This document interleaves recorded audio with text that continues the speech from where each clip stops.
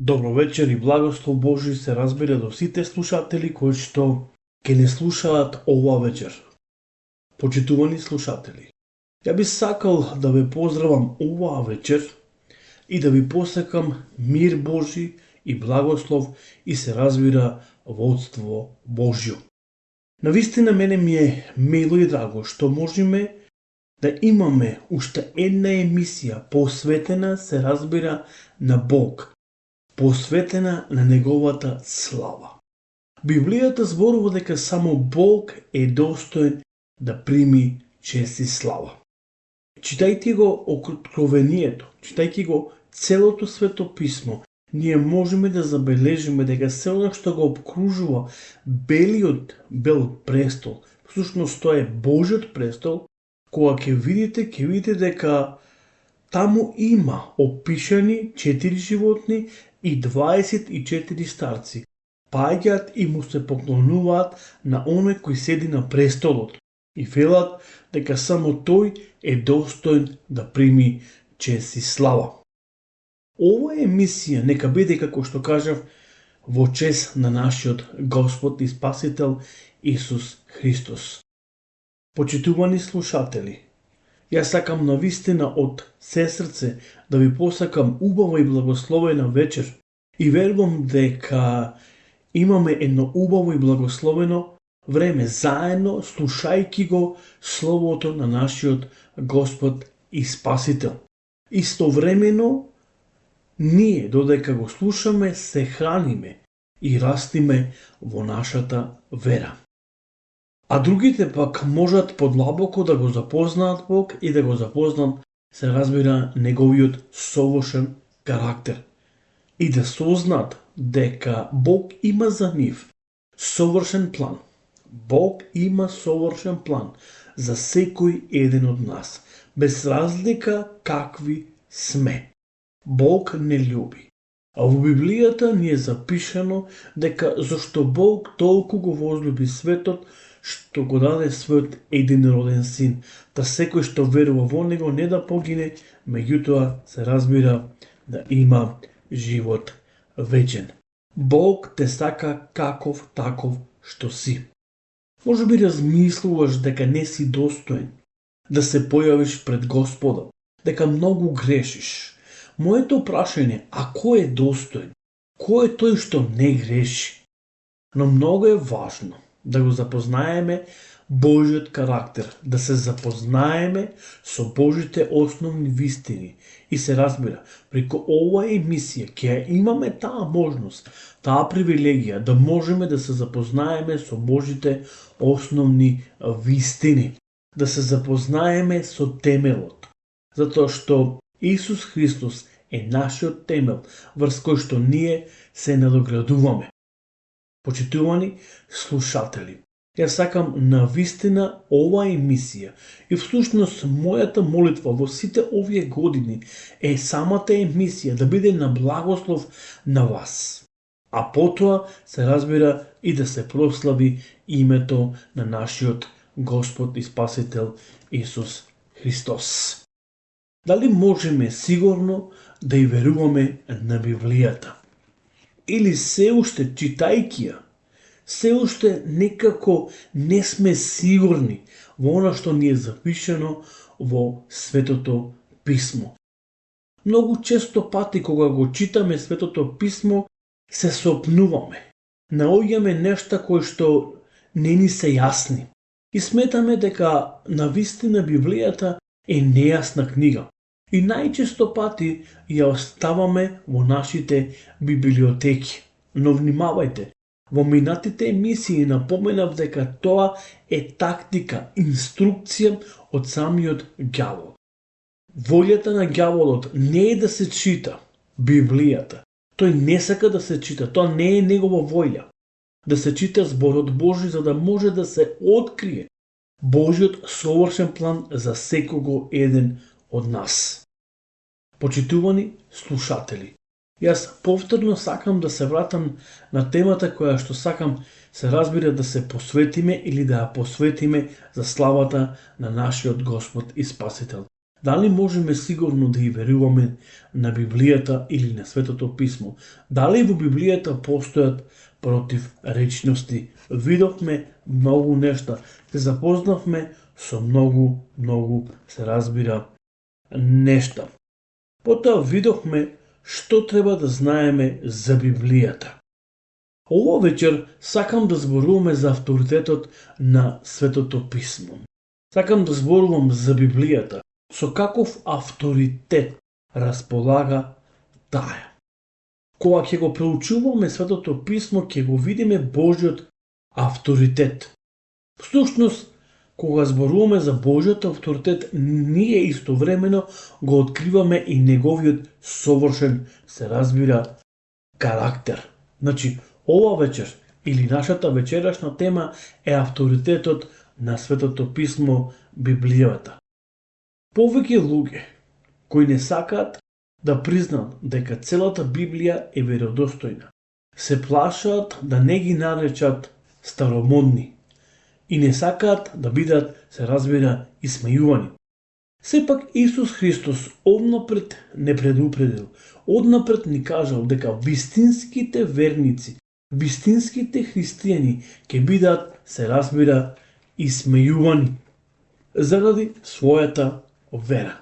Значи, вистинските верници, вистинските следбеници на Исус Христос ќе бидат исмејувани, се разбира, заради нивната вера. Многу модерни теолози се обидуваат да создадат ново евангелие. Еве што вели апостолот Павле, се разбира, до Галатјаните. Првата глава од 6 па се до 8. Постои само една радосна вест. Не може да се изначудам како толку многу брзо се одрекувате од Бог, кој поради својата љубов и милост спрема вас ве покани да станете сонаследници на Христовите заслуги, а вие се свртивте кон друга радосна вест. А другата радосна вест не постои. Некои луѓе сакаат да ве збунат, изобачувајќи ја радосната вест за Христос. Проклет да биде секој што ќе ви проповеда радосна вест поинаква од она што ние ви ја проповедаме. Па макар да е тоа и некој од нас или ангел од небото. Во некој од преводите пишува, нели, да биде проклет онај кој што ќе ви проповеда друго, се разбира, евангелие. Внимавајте, апостолот Павле сака да ги предупреди, се разбира, галатјаните, дека не постои друго евангелие кој луѓето денеска сакаат да ни соопштат, туку постои едно евангелие, па дури тој вели ангел од небото да дојде и ви соопшти друга радосна вест, да биде анатема или да биде проклет. Евангелието е Божјо дело. Тоа е радосна вест за спасение на грешниците, не по нивна заслуга, туку според Божјата милост и преку скапоцената крв на Божјиот Син, што ја пролева на тој голготски крст. Самиот Господ Исус и апостолите им служеле како пример на првите христијани. Како тој и неговите ученици верувале во веродостојноста на Светото Писмо, кој човекот за да го куди така таа вера. Поточно, кој е човекот за да може да ја куди, се разбира, таа вера? Кому треба повеќе да веруваме, на Бог или, се разбира, на луѓето? Библијата е најпознатата книга во светот, а сепак најмногу е критикувана од оние кои ја читаат. Внимавајте, најмногу е критикувана од оние кои што ја читаат. Зависи од тоа со каква позадина почнуваат да ја читаат, се разбира, Библијата. Кој е нивниот личен мотив? Денеска голем број на луѓе ја читаат Библијата, но имаат погрешни мотиви. Не сите, меѓутоа некој дел од луѓето почнуваат да ја читаат Библијата затоа што сакаат да ја најдат мана, всушност тие имаат погрешни, се разбира, мотиви. Библијата е најпознатата книга во светот, а сепак најмногу критикувана од оние кои што ја читаат површно или воопшто не ја читале.